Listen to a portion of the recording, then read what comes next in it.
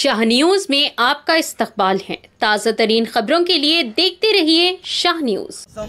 పోరాటం చేసినటువంటి మహావీర వనిత ఐలమ్మ గారు తెలంగాణ ఉద్యమం సమయంలో కూడా ఐలమ్మ స్ఫూర్తితో పోరాటం చేయాలని చెప్పి మహిళలకు పిలిపియడం జరిగింది। చాలా మంది మహిళలు ఇంట్లో ఉండడం కాదు, ఆనాడే సాయుధ పోరాటం చేసినటువంటి వీర వనిత పుట్టినటువంటి గడ్డ ఇది। మీరు కూడా ఎప్పుడైతే తెలంగాణ ఉద్యమంలో పాల్గొంటారో అప్పుడే తెలంగాణ వస్తుందని చెప్పి ఆ రోజు కూడా ఆమె స్ఫూర్తితో తెలంగాణ రాష్ట్ర సాధనలో కూడా పాల్గొనడం జరిగింది। పెత్తందారుల వ్యవస్థను, భూస్వామ్య వ్యవస్థను, రాచరికాన్ని అణచివేసి మనుషుల పుట్టిన మనం మనుషులుగా జీవించాలి, సమానత్వంగా ఉండాలి, దున్నేవాడిదే భూమి అని చెప్పి ఎన్నో అవమానాలు ఎదుర్కొన్న, అత్యాచారాలు చేసిన, ప్రాణాలు పోయినా కూడా భయపడకుండా ఆ ప్రాణాలకు తెగించి పోరాడేటువంటి వీర వనితనే ఐలమ్మ గారు।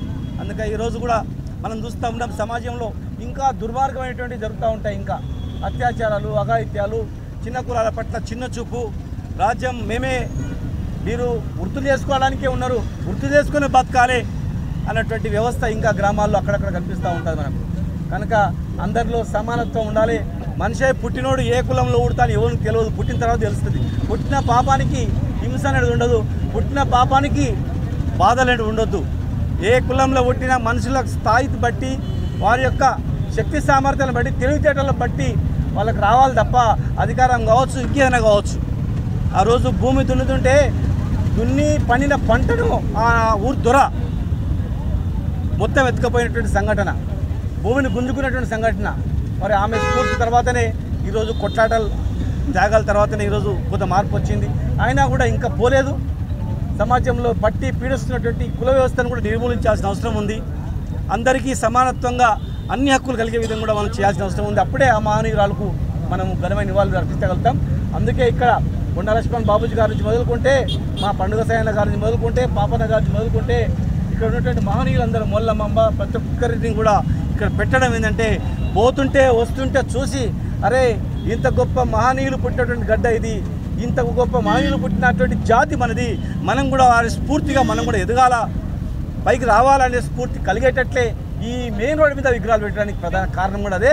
కనుక చదువుకున్న ప్రతి ఒక్కరు కూడా సమాజంలో మనకు ఉండే తక్కువ సమయం భూమి మీద బతికేది, ఆ సమయంలో మనం ప్రతిభను బట్టి గౌరవం దక్కాలి తప్ప కులాన్ని బట్టి అనేది ఉండొద్దు।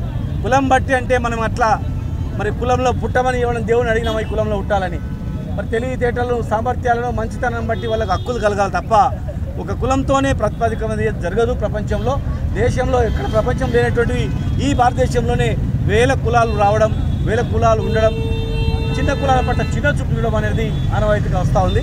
అది మాపాలంటే, రూపు మాపాలంటే చదువుకున్న వాళ్ళు, సామాజిక స్పృహ ఉన్నటువంటి వాళ్ళు కూడా ముందుకొచ్చి, మరి అక్కడ సురవరం ప్రతాప్ రెడ్డి గారు ఉన్నారు, వారు మరి రెడ్డి అయినా ఆ గ్రామంలో కుల నిర్మూలన జరగాలి, పేద కులాలను కూడా దగ్గరేసి వాళ్ళు కూడా అధికారం ఇవ్వాలి, లేదంటే ఏదో ఒక రోజు తిరుగుబాటు వస్తుంది, మరి ఈ వ్యవస్థ మొత్తం కుప్పగూలుతుంది, అందరికీ మన హక్కులు కలిగేయాలని చెప్పినటువంటి మహనీయుడు అనమాట।